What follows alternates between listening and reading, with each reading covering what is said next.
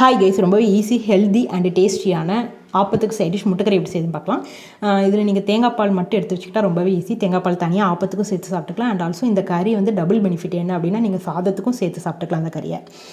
First ஒரு pan தேவையான அளவு ஆயில் ஊற்றிக்கிட்டு கொஞ்சம் கடுகு, கொஞ்சமாக பெருஞ்சீரகம், கருவேப்பிலை போட்டு பொரிஞ்ச அப்புறமா கண்டிப்பாக ஃபைன் சாப் பண்ண ஆனியன் தக்காளி சேருங்க. அதுதான் டேஸ்ட்டாக இருக்கும். ஃபைன் சாப் பண்ண 2 தக்காளி 2 ஆனியன் சேர்த்து வதங்கினதுக்கப்புறமா ஒரு ஸ்பூன் ஜிஞ்சர் கார்லிக் பேஸ்ட்டு சேர்த்து வதங்கினதுக்கப்புறமா ஒரு ஸ்பூன் தனியாத்தூள், ஒரு ஸ்பூன் வத்தல் தூள், ஒரு ஸ்பூனை விட கொஞ்சம் கம்மியாக பெருஞ்சீரகத்தூள் ஆட் பண்ணி வதக்குனதுக்கப்புறமா தண்ணி ஊற்றி வெங்காயம் நல்லா வேக விட்டுருங்க. நல்லா அது கொதி வந்து வெங்காயம் நல்லா வெந்ததுக்கப்புறமா தேங்காய் பால் சேருங்க. இதில் இம்பார்ட்டன்ட். பிகாஸ் தேங்காய் பால் சேர்த்ததுக்கப்புறம் கறியை ரொம்ப நேரம் கொதிக்க விடக்கூடாது. தேங்காய் பால் ஆட் பண்ணதுக்கப்புறம் நல்லா அவிச்ச முட்டையை 2 கட் பண்ணி அதில் சேர்த்துட்டு அப்புறமா கொஞ்சம் கொதி வந்ததுக்கப்புறமா மல்லித்தலை தூவி இறக்கிடுங்க. ஏன்னா தேங்காய் பால் ஆட் பண்ணதுக்கப்புறம் ரொம்ப நேரம் கொதிச்சா கறி நல்லா இருக்காது. ட்ரை பண்ணி பாருங்கள், ரொம்பவே டேஸ்ட்டாக இருக்கும். நல்லா இருந்துச்சுன்னா கமெண்ட் சொல்லுங்கள். தேங்க்யூ.